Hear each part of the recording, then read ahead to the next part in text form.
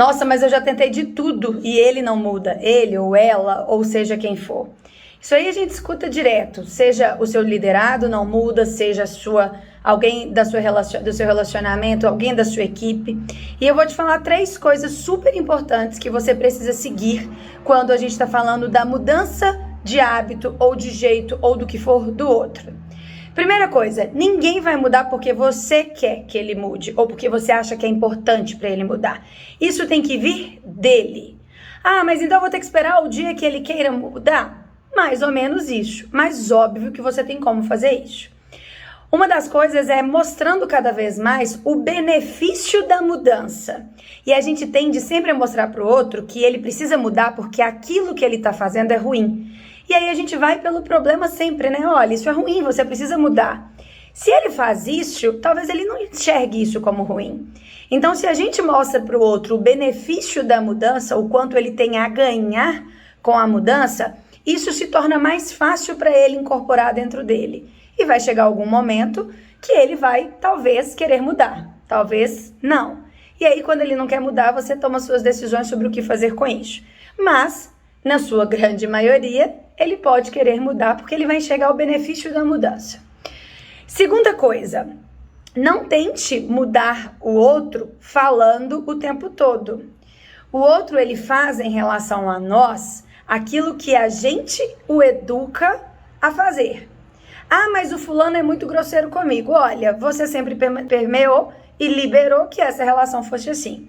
Então não adianta você ficar falando com o fulano que ele é grosseiro na hora de falar. Não adianta, você tem que mudar as suas atitudes para que o outro mude a deles em relação a você.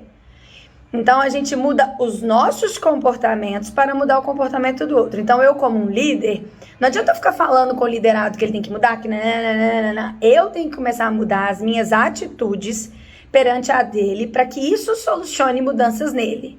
E pode acontecer que ele mude só com você e com o resto do mundo ele não mude. Mas o seu foco é que ele mude em relação às suas relações. Então, tem muitas vezes que a gente muda em relação a alguém, mas no restante a gente comete o mesmo erro. Então, nós somos transformadores da mudança do outro nesse ponto. São as nossas atitudes, os nossos comportamentos que vão ajudar com que o outro mude o comportamento perante a ele, a você. Ah, Paola, mas aí você quer dizer que se ele não muda, a culpa é minha? Olha, quer dizer que os seus comportamentos não foram suficientes para mudá-lo. E aí, mais uma vez, você toma a decisão do que você vai fazer com a não mudança dele. Seja do seu liderado, seja do seu familiar, ou seja, de quem for. Então, 2 coisas, primeiro, muito importantes para a gente entender. Terceiro, entenda que mudanças demoram, que mudanças não são do dia para a noite. Às vezes a pessoa, eu falo isso muito com os meus clientes de terapia, né? Eu falo, poxa, tem 10 anos que você é assim, aí você vem para terapia e quer que 1 ano você modifique? Peraí, se deu tempo, entenda o seu momento de mudança. Nós estamos falando de mudanças de hábito. Hábito é aquilo que se torna comum na nossa vida. E qualquer coisa que eu tento novo, eu não dou conta sempre. E ela não se permanece sempre do mesmo jeito até que isso se torne hábito. E o que é hábito? Nada. O que se torna hábito? Aquilo que a gente treina e executa mais vezes. Então, entendo que mudanças demoram, mudanças geram tempo. Agora, eu posso começar com mudanças pequenas até chegar a grandes mudanças. Mas a mudança concreta sobre aquilo que a gente precisa que o outro mude, elas demoram e a gente precisa de ter paciência. Então, cuidado para a gente não eliminar pessoas da nossa vida, eliminar pessoas da nossa equipe, por uma questão, às vezes, que está mais em você do que no outro.